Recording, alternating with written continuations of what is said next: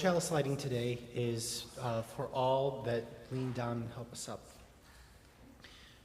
We light this flame in honor of all that leads us forward, all that leans down and helps us up after we fall, all that helps us remember the world is planted with seeds of surprise.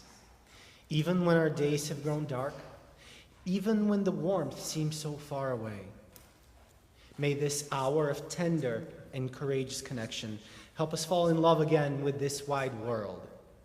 May it reignite our trust that the path ahead will be gentle. May it lure us back to the belief in the always returning light. Hello, my name is Vlad Krasov and my pronouns are he, him. Our church shares a covenant that we make with one another, a promise that helps to remind us of why we gather and how we want to be with one another. Please rise in body or spirit and join me in saying our covenant together. We unite to strengthen the bonds of kinship among all forces, to promote human dignity and to increase reverence for life's creating, sustaining, and transforming power through worship, study, and service. Please remain standing to sing our opening hymn.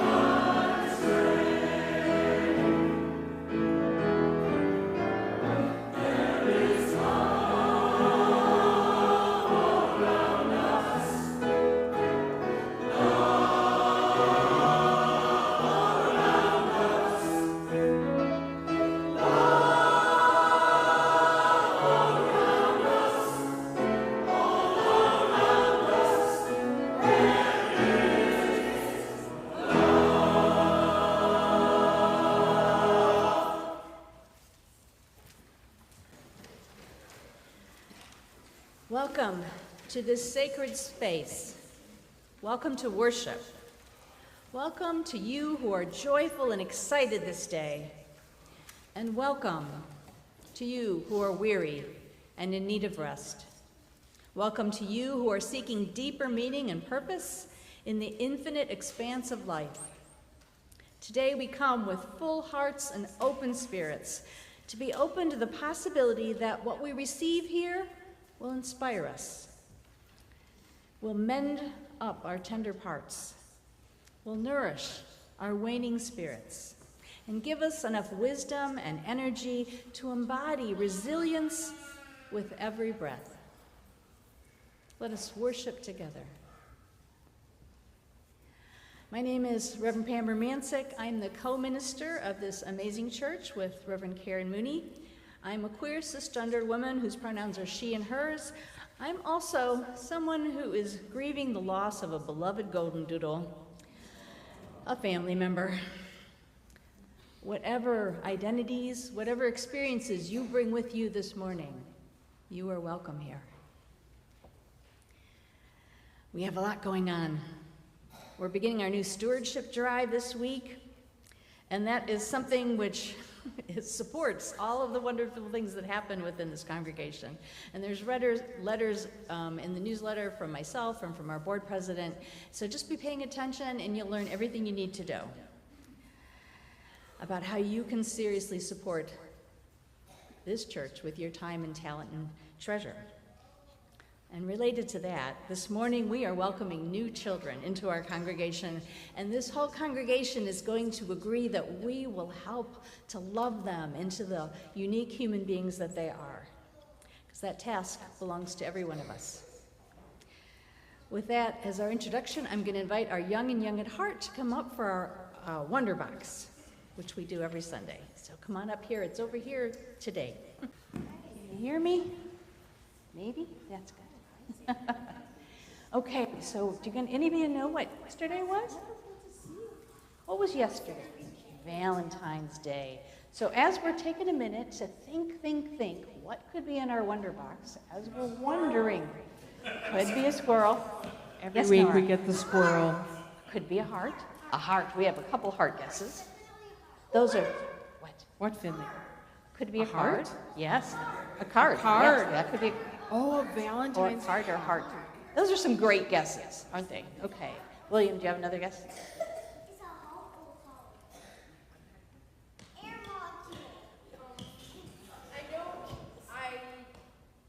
It's probably going to be something Valentine's Day related. Probably a Valentine. So You guys probably a all are on the same Valentine's. page today, except for the squirrel. Huh? It could. Air is a very good guess as well. You should get to know Xander. Nora, I think you were the first one to guess, so would you like to open it today?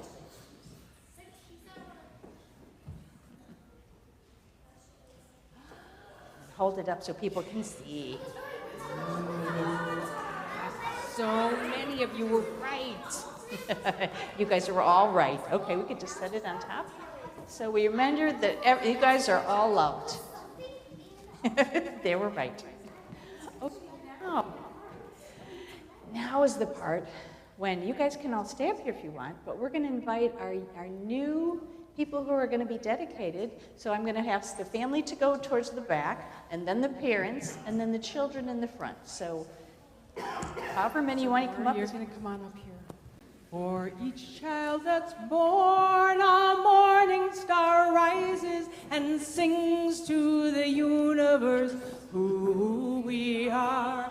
For each child that's born, a morning star rises and sings to the universe who we are. We are our grandfather's prayers, and we are our grandmother's dreamings. We are the breath of our ancestors. We are the vision of God. Welcome.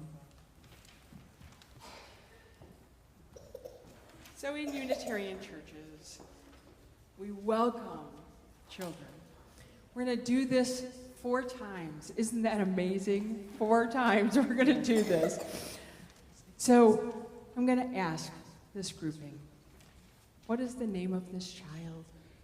Nora Mikolajchuk. Welcome, welcome to this community of love and life. You are unique. And today you've got shiny shoes on that have heels. There is no one like you in this entire world. The night that you were born was a holy night. And each day of your life is also a blessing to the world. Your parents and all of your family, they all affirm that you're an individual and that your nature is yours alone. So Nora, this rose is different from every other rose in the world, and it's a symbol of your uniqueness. And the water that we have in this bowl, that water was gathered from our water communion, and it represents all of the people that are part of this community. Water is the stuff of life. Water connects all living things together, and we share this water as a symbol of your essential connection with all of us. So I'm going to take this, and I'm going to just bless you, and then you get to have the rest.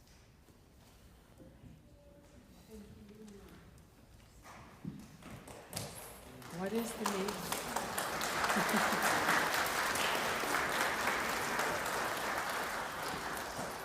What is the name of this child? River. River. Oh my gosh. There is no one else like you in this entire world. No one. There's no one that says bye to people all the time. There's no one that says hi. There's no one that's sometimes a little shy. You are welcome to this community of life and love. The night that you were born, I imagine both your parents know about this as well as your grandma and great-grandma, right? The night that you were born was a holy night, and each day of your life is a blessing to the world. Your parents and family affirm your individuality and the nature that is yours alone.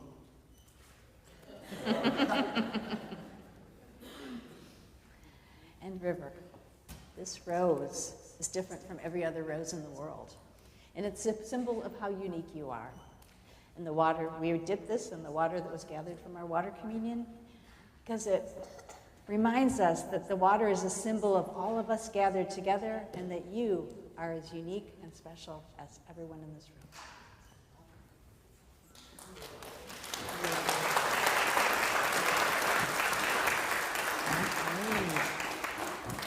What is the name of this child? Rory. Rory. Hi. Look at you. Rory smiles a lot and has wide eyes for the world, looking always towards something that sometimes we can't see. Welcome, Rory, to this community of love and life. You are unique. Yes, you are.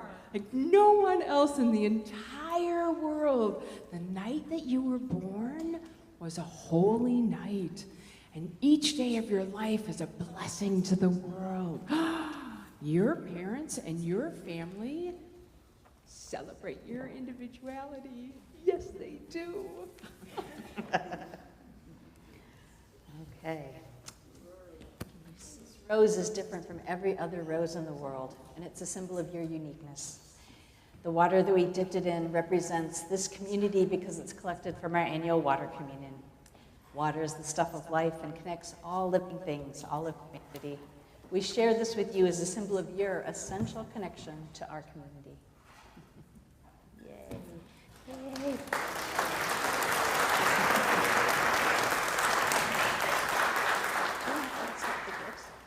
What is the name of this child? Arden.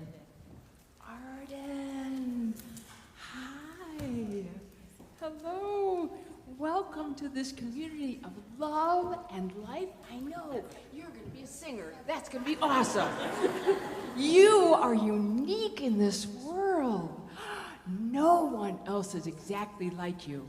See, nobody else grabbed this piece of paper. Look at you. The night that you were born was a holy night.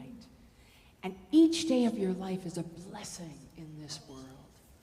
Your parents and family affirm your individuality. That's what is your nature alone.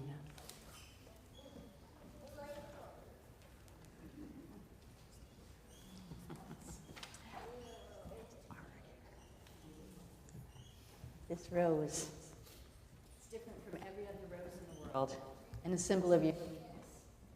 It's dipped in the water that has been gathered at our annual water communions, collected to represent every single person in here. Water is the stuff of life, and water connects all things to all humanity. We share this water as a symbol of your essential connection into this community. Let us join our hearts and hearts together. Oh, yes.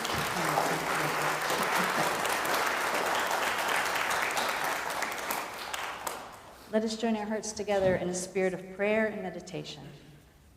We give thanks for each of these children that have come among us.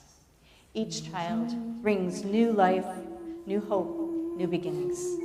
We see the great potential that lies in every person as we look in these beautiful eyes, and we know that each of them bring their unique gifts to humanity, especially if we help them to do so. May we recognize and nurture their gifts. And through all the challenges and joys to come, may they be blessed with hope and courage and love. Welcome, beloveds. We now invite our congregation to dedicate you. So you have your parts to say, and your word will be up on the screen. We welcome you among us.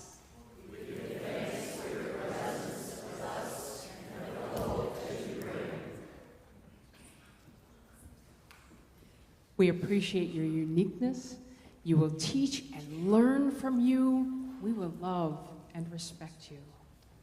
We will delight in your accomplishments. We will share your sorrows. We will encourage you in every way as you grow into adulthood. Parents and guardians. We, your parents, love you with all our hearts and dedicate ourselves to do all that we can to share with you the beauty and goodness of life. We will support you and your parents through all the experiences of life. And now, because this is a special day, we're going to give you some gifts. This is a gift for the parents. There you go. And this is for you, Miss Nora. Oh, awesome. And these are for parents, and then a book, each one for River, or one for Rory, and one for River. I guess, yeah. There we go. And one for River. He was right. One for you both as parents, and one for Arden. Thank you. Thank you, thank you, thank you for being here.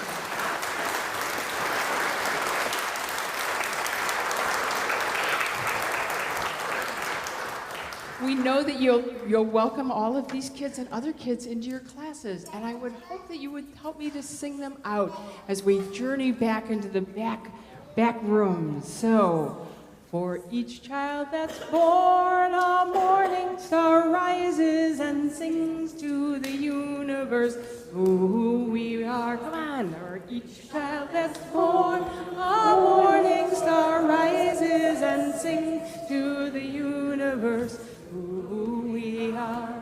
For each child that's born, a morning star rises and sings to the universe who we are. For each child that's born, a morning star rises and sings to the universe. Many of us dream of having a huge impact on our community. It's a challenge to have that impact alone, but together with generosity of spirit, financial gifts, time, and love will fulfill our mission. Together, we'll create a beloved community.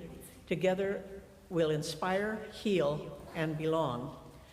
The Share the Plate today, half the offering will be donated to Journeys, The Road Home, a nonprofit agency that provides shelter, social services, and housing to people experiencing homelessness and housing insecurity in 37 towns in northwest suburban county, Cook County, and southern Lake County, Illinois.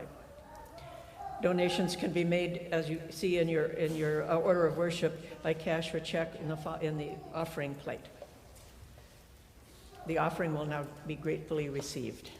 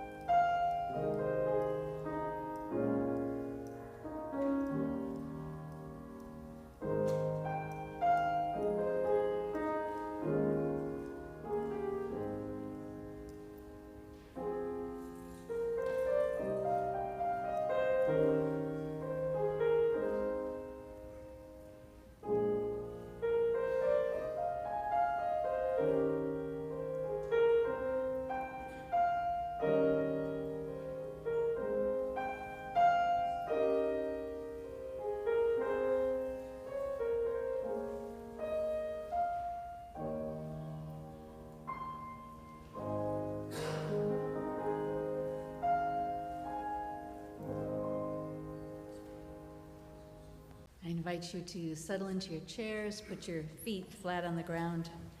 Take a deep breath in, and then exhale, letting any anxiety, any worry that you've brought in with you this morning drain down your shoulders, down your legs, out the bottoms of your feet, into the rich, dark earth below us. You could take all of that and transform it into love. Spirit of life, Spirit of love, eternal mystery beyond and within, receive the meditations of our hearts and prayers this day. We acknowledge that so much of the experience of being human dances in complexity, dances in challenge, dances in heartbreak. We acknowledge that there's so much that we carry each day, the ways others have let us down, made us feel overlooked, unappreciated, not fully welcome for who or how we are. We name for ourselves that to be human, finite creatures in an infinite universe, is to exist in a world that can be cruel, all too cruel, and that sometimes we sip from the bitter cups of cruelty and pass it on to others. Sometimes we fall short of remembering that we live in sacred interdependence, and that our strength and our wisdom, our kindness, our compassion and grace are all blessings in the service of a greater good. With humility, may we reflect on our own shortcomings. With gentle hearts, seek the deeper path of living through forgiveness and generosity of heart. Spirit of life, transcendent holy essence around and within all of us, help us this day to fully embrace that we are people of faith, that we believe that another world is possible, is already here, within us, if only we choose to return to that hopeful possibility again and again. To be resilient is proclaim that our love and legacies of love shall endure and make change in lives and our families and our communities in the world. May we embody resilience each time we persevere. May we embody resilience as easily as we breathe. May our resilience create ripples of possibilities for all those who seek us, as beacons for sanctuary and liberation. Amen, and may it be so. Now is the time that we recognize the many joys and concerns which live within this congregation. You can contact me or Karen or the office or our lay ministry team, or leave a message through the website anytime you want to share something with us. So we'll start with the joy. Victoria Hathaway let us know that her mild spinal procedure was a success. She's walking without leg or foot pain for the first time in months, and has a great sense of gratitude for her medical team and everyone who has sent her prayers and good wishes. Her doctor says the turnaround is likely good for 5 years. So yay! We also send healing wishes to Chris Smith, who is recovering from nasal surgery this past week. Feel better, Chris. And Gloria Kinney shares that her son in Arkansas was recently diagnosed with serious cancer. Besides the worry, it is difficult to be so far away.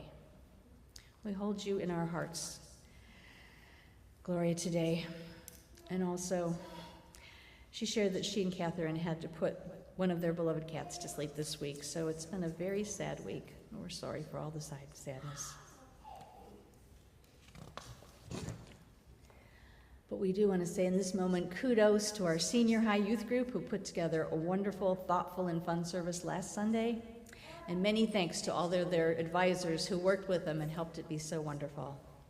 And there were so many delicious offerings of soup at the annual Super Bowl fundraiser, so thanks for all the hard work for everyone who put that all together to raise money for our youth, middle school youth, to go on their service trip next year. And our final is a congratulations to Maggie and Dave Coons, who celebrated 22 years of marriage yesterday on Valentine's Day. For all the other intentions that may rest in the silent sanctuary of your heart, know that you are held and you are loved. We're going to be singing a different song today, and Allison will lead us through it.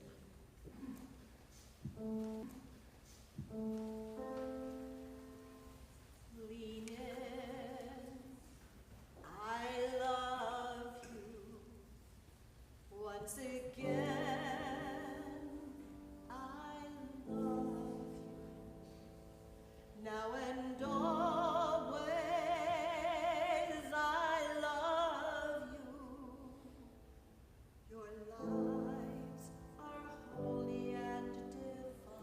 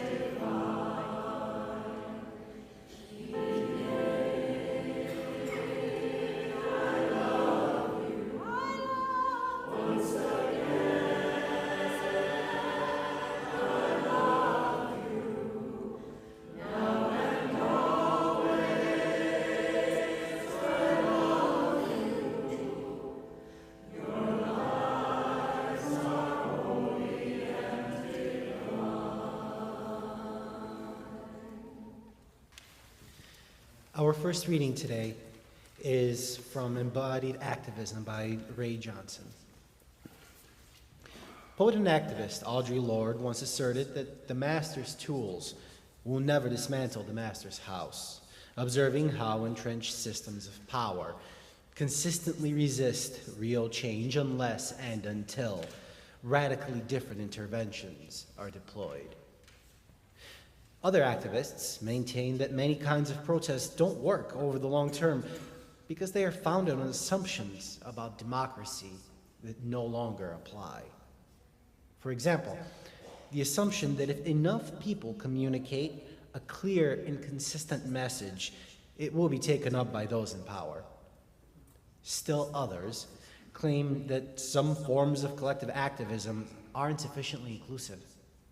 Anti-poverty activists point out that boycotts fail to include the economically disenfranchised, and disability justice activists urge that many rallies and protest marches are inaccessible. When you imagine an activist, perhaps you visualize someone on the street carrying a sign and shouting into a bullhorn, or holding a candle at a vigil. Or perhaps you think of people working together to organize boycotts, circulate petitions, or engage in legislative lobbying. But if we broaden the definition of activism by boiling it down to its most basic core, any intentional action taken with the goal of positive social change, then other forms of activism become available to our consideration. Thus ends the reading.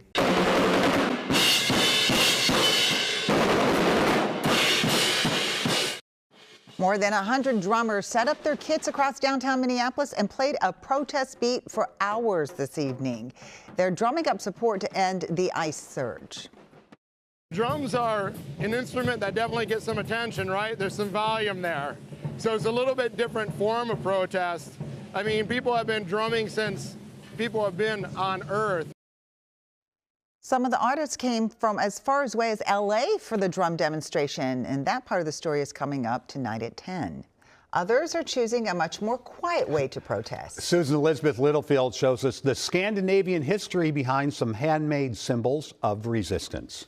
We got a call, and it seemed like a normal phone call. But lately, nothing at this Minnesota knitting shop has been normal. And I realized we had gone viral, and it was just and it was, a couple of days. It started after images like this went viral. Because everybody was kind of despairing. In a state where 1/3 of people have Nordic heritage, a Nordic project made sense. A project dating back to World War II, when knitting and wearing red hats became a sign of resistance. And I read the history of what the Norwegians did to protest the Nazi occupation of their country. Gila, who owns Needle and Skein, is an immigrant herself. Does this feel personal? Here was my father in Egypt being forced out with no papers. They couldn't leave with anything. And this is the same thing that's happening. So she recruited her regulars who were fully on board. These are literally our neighbors. Right. First, a night to knit red hats together. The next week, I had over 100 people. Then they widened their reach, creating a melt ice pattern for knitting site Revelry. Proceeds go to immigrant support groups. For some perspective, a regular pattern might sell about 100. Well, the Melt the Ice pattern, thanks to these knitters, has now sold 100,000. At $5 a pop, the numbers are astounding. We are hitting close to $600,000. Oh my God. Yeah. And the reach? Poland, Korea, Mexico, Hong Kong, the UAE. And Norway, too, of course. Knit this in support of your state. We have sold patterns to over 43 different countries. I know, it's insane. That's how much people want to show their support. Leave it to knitters to weave people together. So they have very high opinions on how fast we knit. Together. In St. Louis Park, with photojournalist Chris Cruz, Susan Elizabeth Littlefield, WCCO News. Our second reading is Kindness by Danusha Lamaris. I have been thinking about the way, when you walk down a crowded aisle, people pull up their legs to let you by. Or how strangers say, "Bless you," when someone sneezes, a leftover from the bubonic plague. Don't die, we are saying. And sometimes, when you spill lemons from your grocery bag, someone else will help you pick them up. Mostly, we don't want to harm each other. We want to be handed our cup of coffee hot and to say thank you to the person handing it, to smile at them and for them to smile back. For the waitress to call us honey, and when she sets down the bowl of clam chowder, and for the driver in the red pickup truck to let us pass. We have so little of each other now. So far from tribe and fire, only these brief moments of exchange. What if they are the true dwelling of the holy, these fleeting temples we make together when we say, "Here, have my seat. Go ahead, you first. I like your hat." Thus ends the reading. You have a lot of advice in this church to say, "I like something. I like your jeans. I like your hat." Today we're talking, well, thank you, Arden. I'm glad you liked that one. Today we're talking about embodied activism. And I know I've heard the word somatic all the time lately. Somatic exercise, somatic pain, somatic therapy, somatic candles, somatic everything. And soma is simply the Greek word for body. So why are we talking about bodies all the time? I think part of it is because we feel so disconnected from our bodies in so many ways. And it's kind of silly that I chose weeks ago to talk about bodies and embodied activisms when I am struggling with my body so much these past 2 weeks. Some of you may have heard that we had a difficult couple weeks at the Rumancik household, and I had an accident where I broke my wrist and got a pretty bad concussion. And I expected to bounce right back, but that has not been my experience. Head injuries take a while to heal, go figure.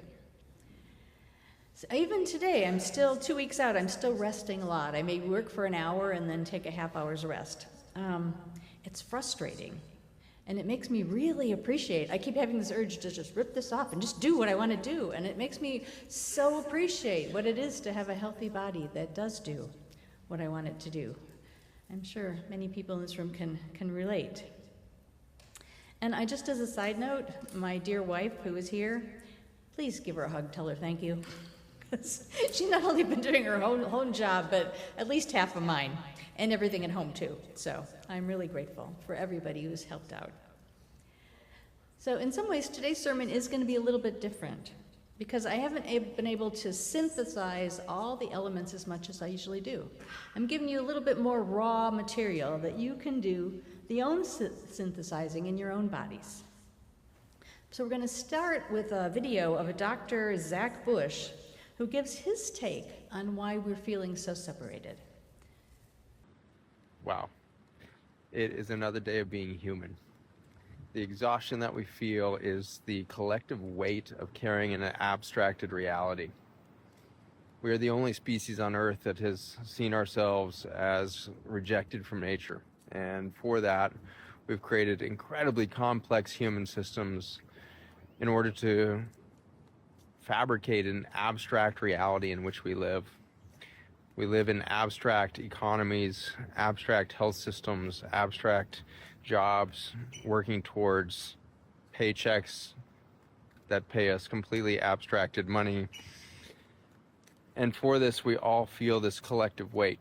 And the weight is the tension of the universe doing its work in natural law and natural systems, starting to press into a species that increasingly is out of step, out of alignment with those natural systems that govern everything. Our politics reflect it as much as anything else. I think all of us are starting to realize that there is no government that's going to come along to make America healthy again, or anybody else ultimately. What's going to happen is each of us are going to start to take radical responsibility for what we are engendering, what we're creating. We're going to take radical responsibility for the health that's happening within our bodies. And what I've found over the last 30 years of being a doctor is that there is an enormous amount of untapped resources in there because of the abstraction. And so the silver lining of a humanity that has gone deep, deep into a rabbit hole of the universe that seems so far from our nature, we've created an enormous amount of tension, torque, in the human system that's about to be released. And we can release that in our extinction, it's called death, or we can release that into transformation. I found this idea fascinating, that our lives have been abstracted from the natural world, and that's why life feels so heavy. It resonated in my body, and I listened to it quite a few times. Everything we do is intellectualized, separated out from the way our bodies naturally experience life. And I think as we head into the coming AI revolution, it's only going to get worse. I imagine many of you might be experiencing the world the way I am this day, watching so many of our norms and expectations about what's going to happen, what our government might do, how we are supposed to be in the world be turned upside down. And I know, for me, it's hard to figure out what I should be doing. Some people's answer is to fight. Some people become activists in many different ways. I have a picture up here. And sometimes, that's folks here in this congregation making great signs, yay. Sometimes it feels like it doesn't matter what we do, that the world is going to continue on its path. And so when I found this book called Embodied Activism by Dr. Ray Johnson, I was excited to have somebody else that was wrestling with what it meant to be human in this particular day and age. And in reading it, I was so inspired by the creative ways that folks around our country have been responding in embodied ways to push back against threatened authoritarianism and to just push back against this idea that we are all individual, disconnected beings that do not need one another to survive. So today I've gathered a couple examples, and here's another one going back to the folks in Minnesota. They marched in frigid temperatures, many learning the songs for the first time. The singing first started 4 days after the killing of Renee Good. 6 days later, some 600 people showed up. There's a long history in America of protest songs, but here in Minneapolis, a new chapter is being written by a group called Singing Resistance. Listen. Hold on, hold on. This is for our neighbors who are locked inside. Together we will abolish ICE. I am not afraid.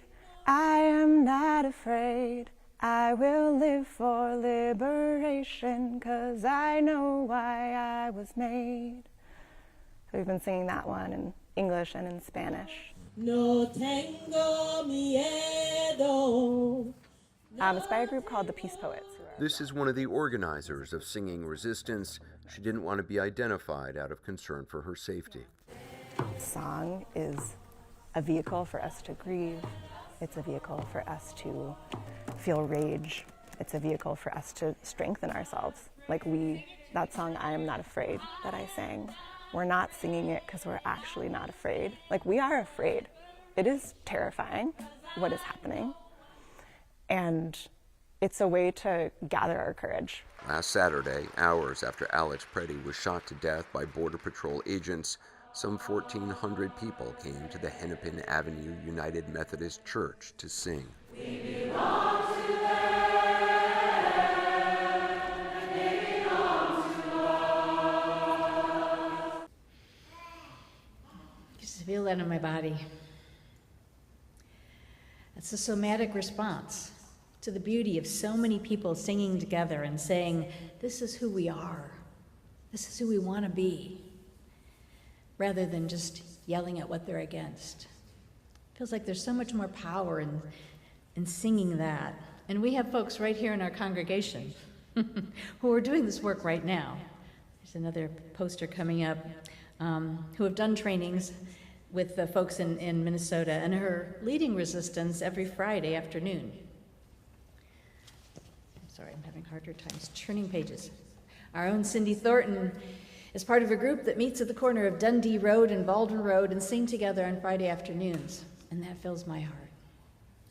This is a great church filled with so many amazing people. And I think it's a really powerful thing to say, this is who we are. Very powerful to claim your reality and to reject those things that do not ring true for you. It's very powerful to bring your whole self to the world, no matter what other people are doing. A prominent theologian and civil rights leader, Howard Thurman, is famous for the quote, "Don't ask what the world needs. Ask what makes you come alive, and then go do that. Because what the world needs is people who have come alive. People who have rejected an abstracted version of reality and instead chose what is natural and true for their own bodies and their own families." We saw earlier the video about the red hat resistance. Elizabeth Orden had sent me an email saying, "Could we do this?" I was like, yay, I was just gonna use a video on that, so we're on the same page in this church. And so a lot of the resources, I'm gonna have Lori, she'll put them in the newsletter so that you can connect with them in many of these different places. Red hats. You may be an artist, not a fighter, but bringing what is real and true for you is what the world needs right now. I have one more video. This is from a favorite in our family. Karen loves Ezra Klein. I got her an I Love Ezra Klein t-shirt for Christmas. So this is my last video. This is somehow both not about what we are going through and absolutely about what we are going through. My motivation for this episode was a little bit more personal. One of my resolutions this year is to spend more time hosting, to make those gatherings more meaningful, to be a better member of my own community. And so the person I'd wanted to talk with about that is Priya Parker, who's the author of this beautiful book, The Art of Gathering, How We Meet and Why It Matters, and the Substack Group Life. And she just thinks about gathering and hosting and community in a different way than anyone I've met. the way that the Zoran Mamdani campaign thought about community and built community, which is one of its most beautiful aspects, was partially built on her work and her advice. 2026 is going to be a long year. These next years are going to be long years. I'm tempted to say we're going to need to take breaks, and that is true, but we're also just going to need each other. And so thinking about how we pull the people we love closer and how we are more in community rather than less, more together rather than more alone, is, I think, as essential as any political or civic discipline or personal discipline could possibly be right now.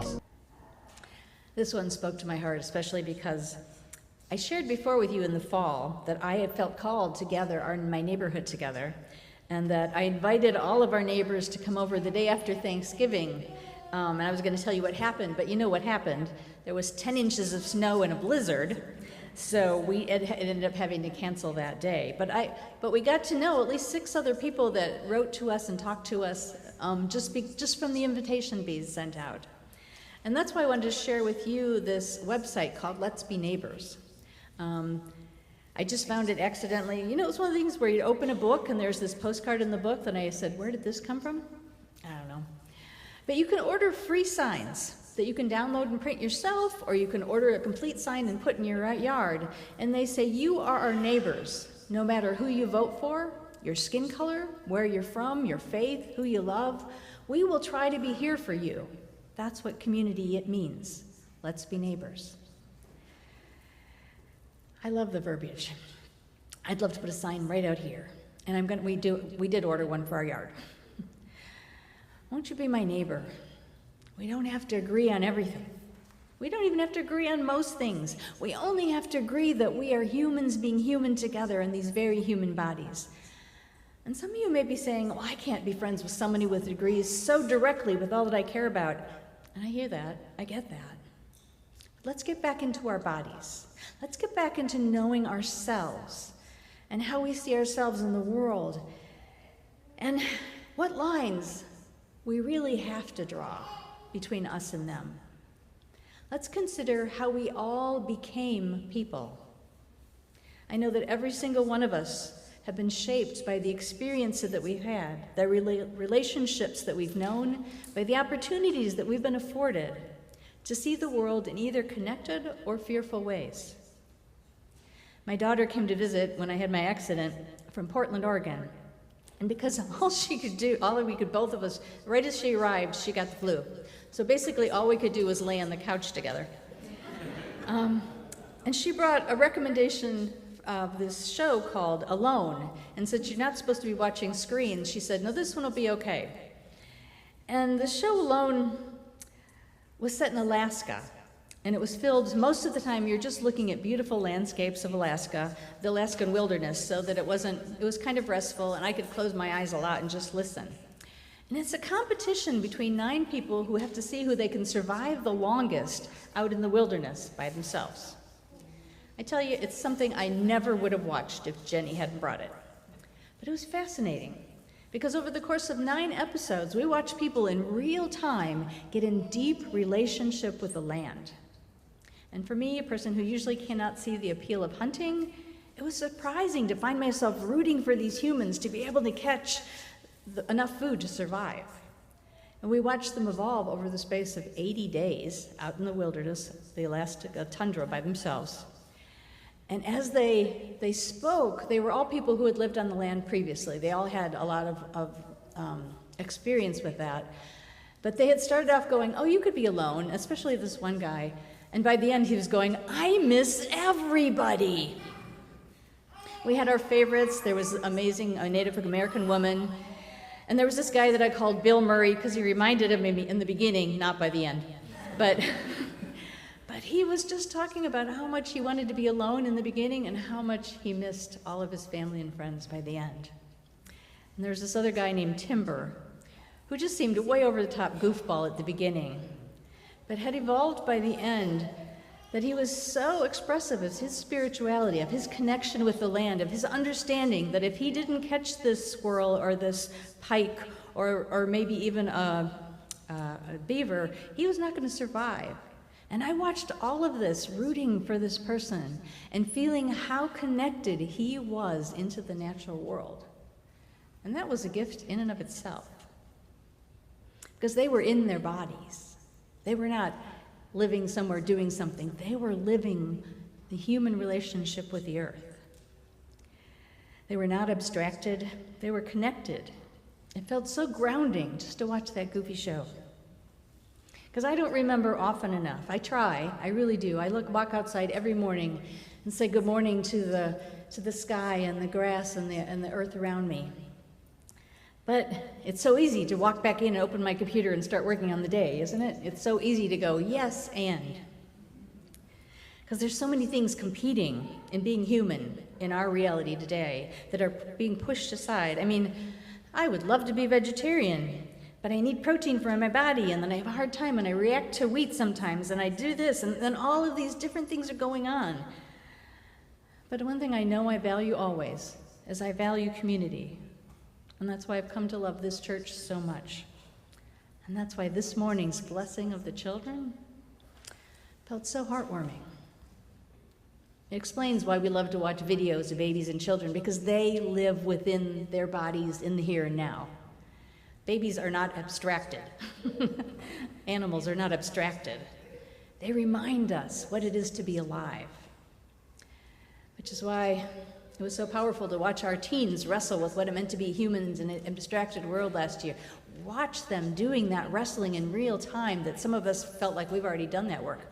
Oh, but that's what it looks like. And this community is not only necessary in helping all of us, no matter who we are, to stay in connection with the reality of life. It helps us to remember how important community is.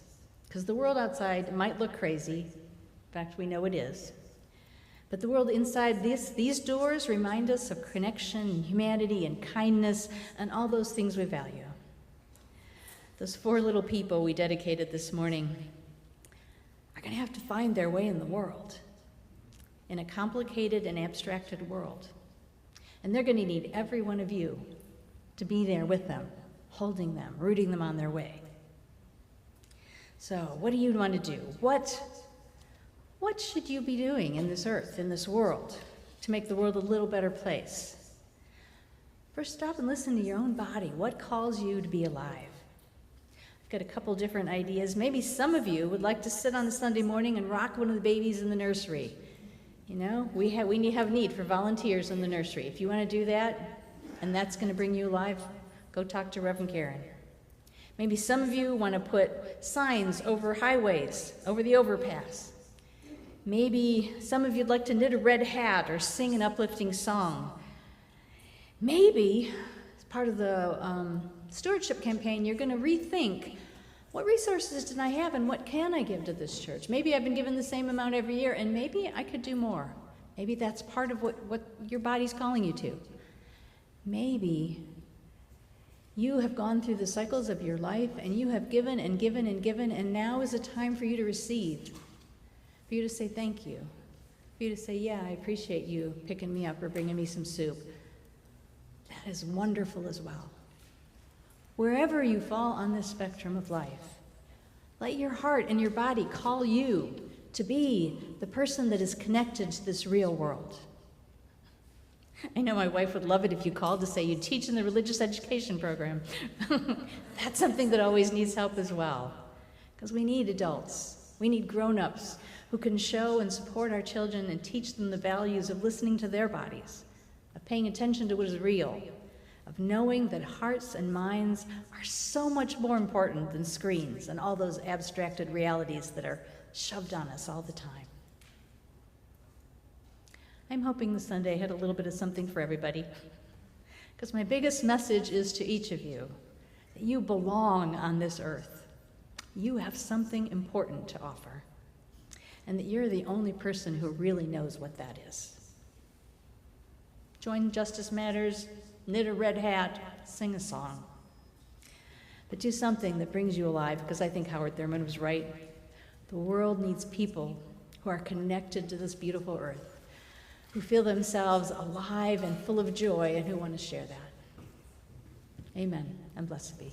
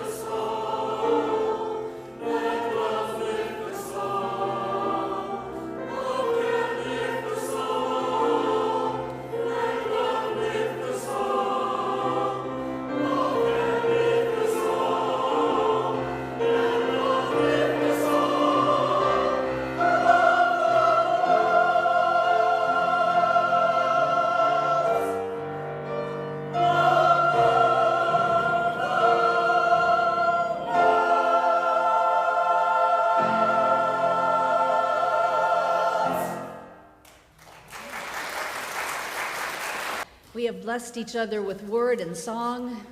We have embraced the greater truth of our resilience, one that is terrifying to systems that would keep us isolated, afraid, and angry. But when we come together, we remember who we are and whose we are. We are a living tradition of people who love fiercely, serve mightily, and journey humbly with the spirit of life. May we depart in peace. May we depart as beloveds held together in spiritual community. Wherever we are, wherever we go, may resilience cascade within us until we are together again. Please rise in spirit or body.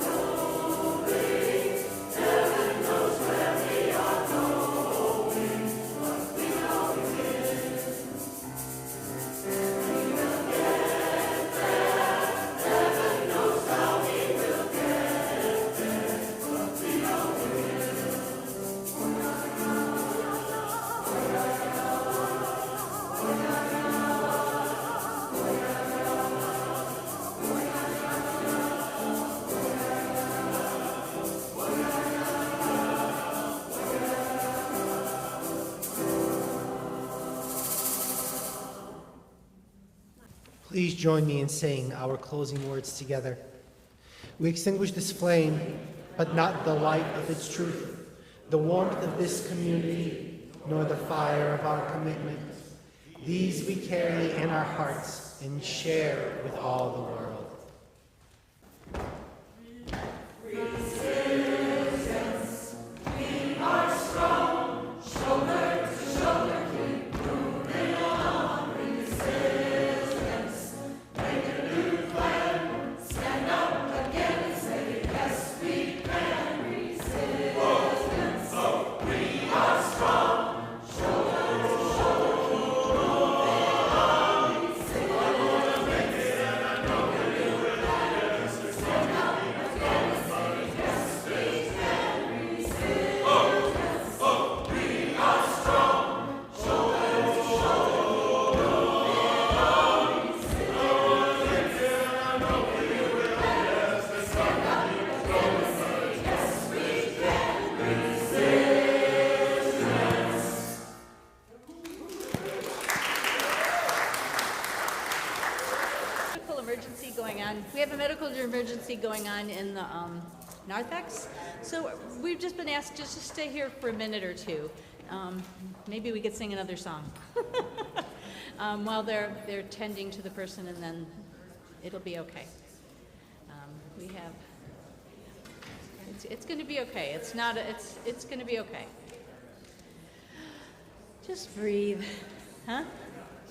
There's EMTs up there. There's medical professionals, EMTs already, so we're in good shape, being taken care of. Yes, yeah, just